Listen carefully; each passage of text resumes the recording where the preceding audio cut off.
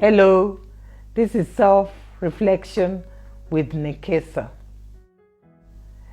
I hope you did your homework last week. Did you get somebody to tell you about your blind self?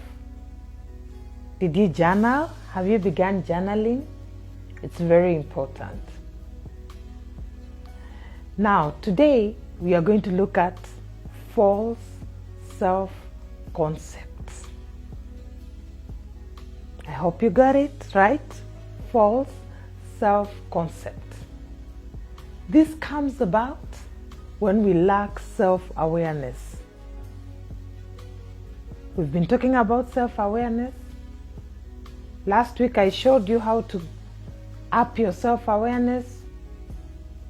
When we lack self-awareness, we may struggle with a false self-concept of who we are. A false self-concept comes about because of a faulty thinking mechanism. The way you think, as you grow up as a child, there's a way you are programmed to think. People who struggle with a self-law concept, sometimes they tend to love, but with conditions. When you have a true identity, self-awareness, you will love unconditionally. But those who struggle with a false self-concept, their love is conditional. If you do this for me, I will do this to you. If you give me money, then I will love you. So they have a faulty way of thinking. They could also struggle with ways of finding their own identity. They find validation from people. You see, when you have a true self-identity, what you do is you're compassionate, you're kind, and you have boundaries. But also have a faulty thinking mechanism. They tend to not define their boundaries. They will get out of their way to please people. They are people pleasers. They don't have their limits. They don't have their boundaries. And what they call compassion could actually just be an unhealthy way of relating with people.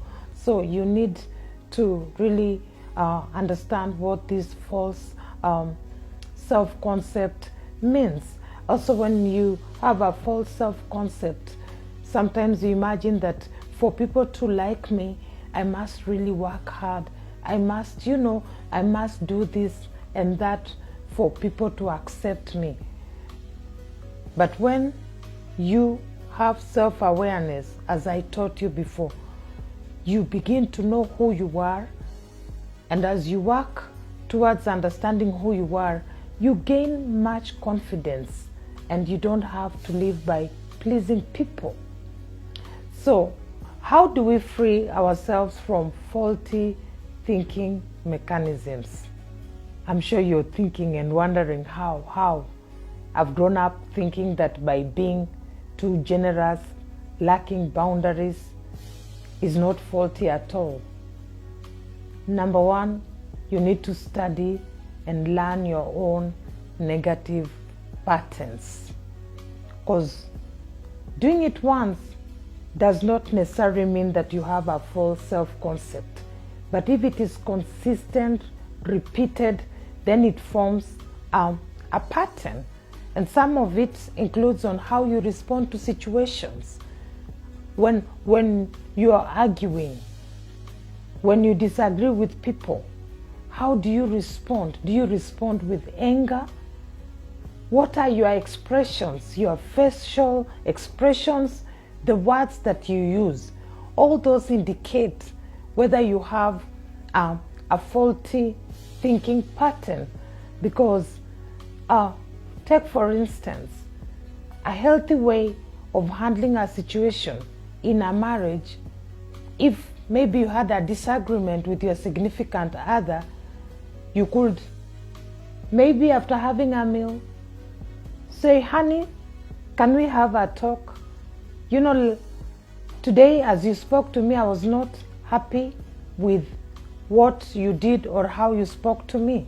That is healthy. But An unhealthy way is when the moment somebody does something, you just react immediately. Look at this fool. Look at this idiot. You respond with a lot of anger. That is unhealthy. So how do you respond to situations? What is the tone of your voice? What are your expressions? And then another way to look at it is find out your coping and defense mechanisms. People who have a false self-concept tend to project a lot. And by projection, I mean that they vent out their anger or their frustrations on others who are not responsible. Take, for example, a man who has been affected at their workplace. Maybe they had an issue with their boss. Instead of talking it out with his boss, he will come home and begin to project it on the wife. Probably the moment he comes in, he will begin by refusing to greet the wife, refusing to eat the food, and the wife will be wondering, what have I done? He will actually be projecting the anger, the pain on his wife. That is somebody who has a sense of false self-concept. Then we have those who avoid. We have something called avoidance.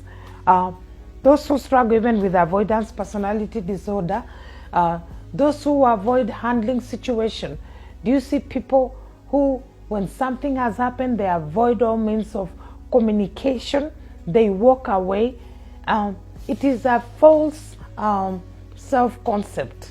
You need to recognize this and deal with it, because when you have such negative coping mechanisms or defense mechanisms, you tend to affect people, because your loved ones most of the time are the ones that are on the receiving end.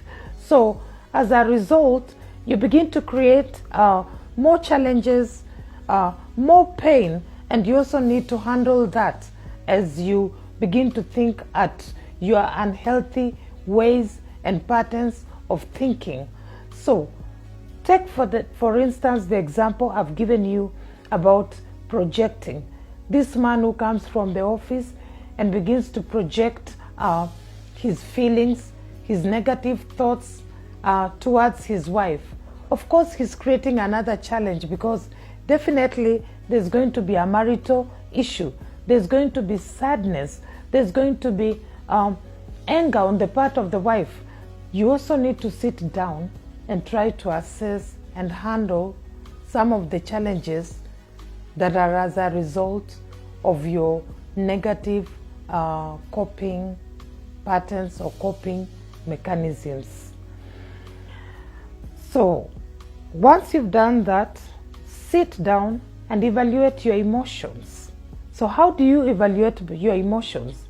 You begin to use the self-awareness as a tool to manage your weak emotions. That's why we've been talking about self-awareness.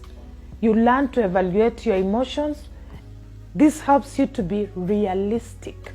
The key word here is realistic, because sometimes when you have those unhealthy defense mechanisms or coping mechanisms, you live in a world of your own and you're not realistic at all. But if you've gone through the different forms of self-evaluation, you understand your strengths, you understand your weaknesses, and some of your weaknesses could be the way you manage your anger. It could be your coping mechanisms, the avoidance, the lack of communication. Then you're able to sit down and evaluate that, and you can work on your weak emotions. For example, instead of just sitting there and being depressed and being sad, you can learn to forgive. You can learn to talk about it and forgive people. Realize that when I come, I'm a bitter person. When people hurt me, I become very bitter. I may say that I've forgiven them, but when I'm alone, I face challenges of depression. You see, so when people look at you on the outside, they might say, so and so is very likable, they easily forgive. That is a good point. But you see, on the contrary, you may struggle with feelings of depression, which becomes a weakness. So come up with a plan on how you are going to handle this.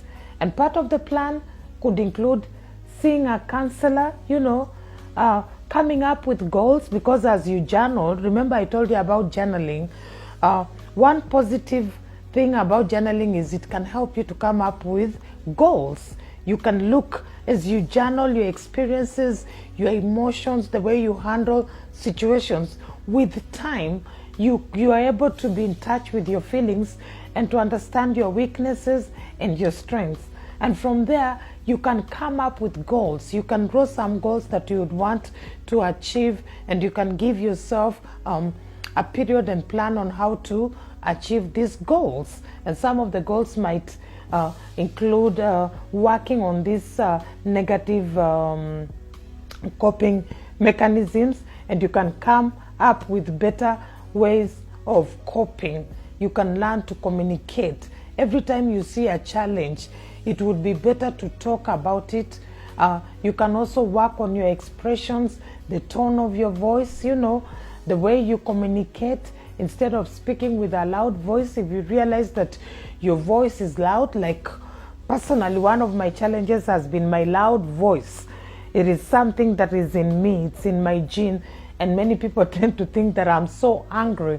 So that's why sometimes even when I'm talking, you can realize I slow down and my tone is a bit soft. It is because the way you express yourself can lead you to being misunderstood.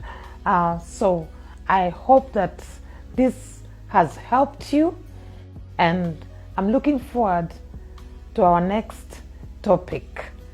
Otherwise, God bless you. Until next time, see you then.